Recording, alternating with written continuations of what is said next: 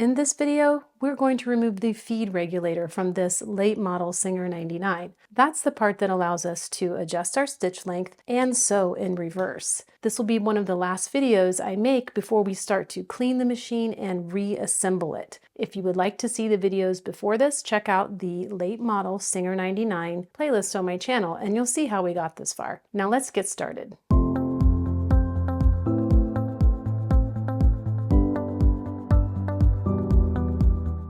Now, for those of you who are working along with me with the same model of 99, let's point out the obvious.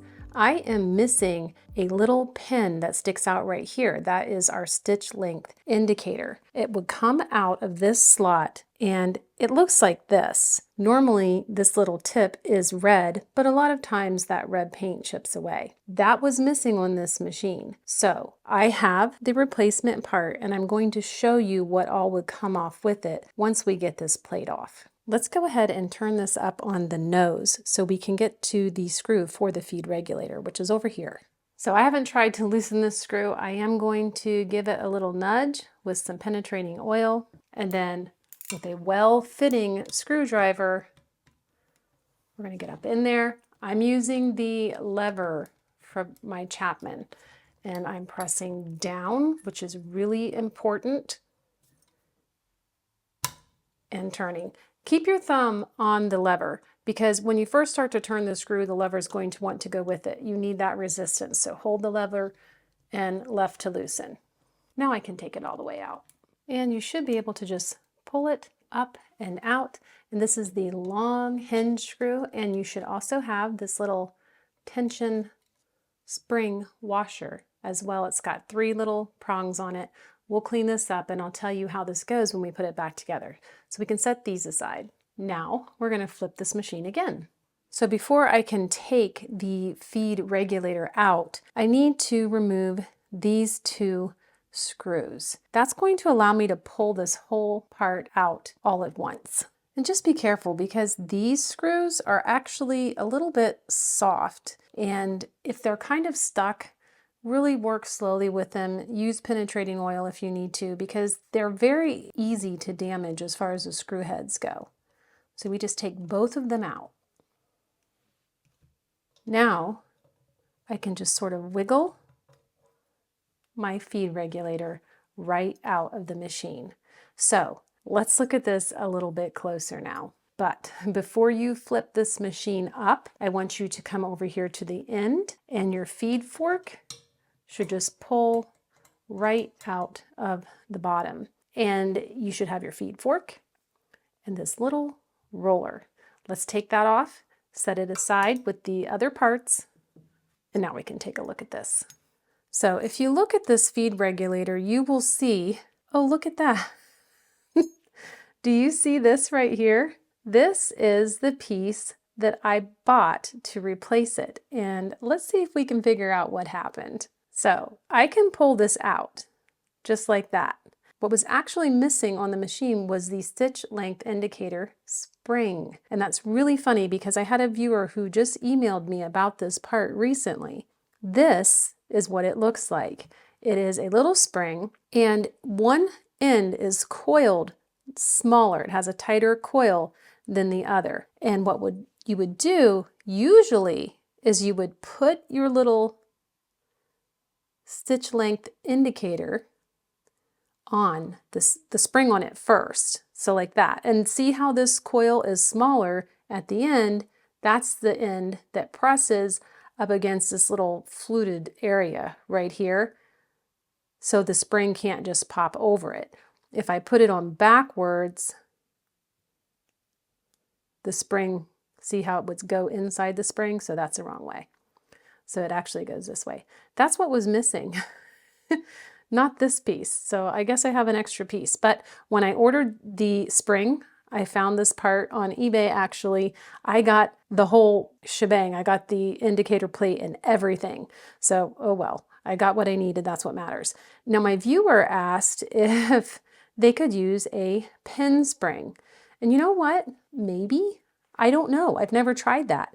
To me, as long as the length is correct and the size of the spring where it needs to press up against this part right here is smaller than this, I don't see why not. So if anyone tries that and it works, let us know, because these are kind of hard to come by. So anyway, this should have been on this part, and then this part would have been in this little hole here.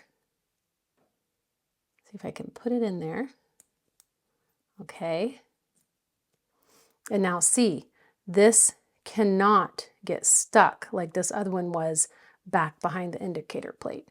It would just fit, spin this around, it would just fit like that, and you can see the little nub there sticking out, and that tells us what size of stitch we're making at that moment. So anyway, glad to have that part turn up, but I'm just going to spin this plate out of the way and go ahead and remove my little stitch length indicator and spring right here and set that aside. Now let's take this off.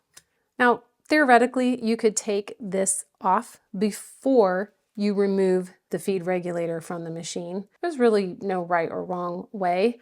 I don't know why. I think I like to do this because my hands get dirtier in the process. But if you look down in this hole, you will see we have a screw head. So we want to actually go ahead, because if we turn this little thumb nut here, it will only go so far. If you screw it down as far as it will go, then it exposes the screw head. And I want you to look for something. If you screw it down as far as it will go, you should have a little spring that's shoved into a hole right here. Can you see how this has a little bit of wobble? That spring adds tension there. So when we get it up past the screw head, it's nice and stiff and it doesn't wobble. So go ahead, if you want now, just go ahead and screw that down so you can get to this spring, and then find something that you can sort of grasp it and pull it out. And there we go. And this is unique too. It's not just a spring. This is kind of dirty. There we go. But do you see how the top is looped? That part is what is sticking out and pressing against the inside wall of this kind of thumb nut here. So that's giving it tension. So take that out. You don't want to lose it. You just want to clean it, and we'll put it back. So now we can take this screw, and you just want to, if you took this off, you just want to grasp your feed regulator and left to loosen that screw, and it's going to unscrew from the feed regulator itself. Feed regulator, stitch indicator plate, and here's the lever and the little sort of thumb nut. They come all the way apart. Now, I can see there's a little bit of a bend in this screw. I don't think it's going to cause me any issues, but this happens whenever we press too hard up or down when we're either changing the stitch length or when we are removing the screw for the feed regulator. If it's really stuck in there and you're holding this screw kind of with your thumb so it doesn't press up or down too far, you're trying to use it for your leverage. If this is really stuck and you're really working on this and you're holding this screw in place, you can bend it a little bit. So just be aware of that. You don't want to break it, which would be even worse. So let's look at what we took off just now.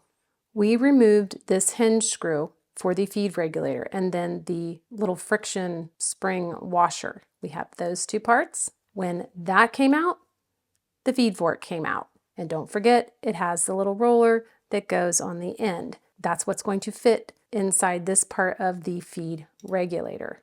We have the feed regulator itself, the little lever screw and thumb nut that works with the feed regulator, the little spring that goes inside this screw. You should have a stitch length little indicator pin and the stitch length indicator spring, the stitch length indicator plate, and the two screws for the plate. That's what we removed.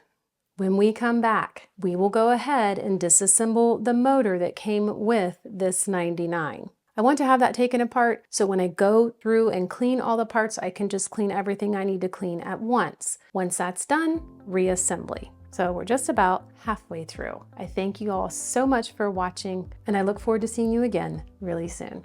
Bye.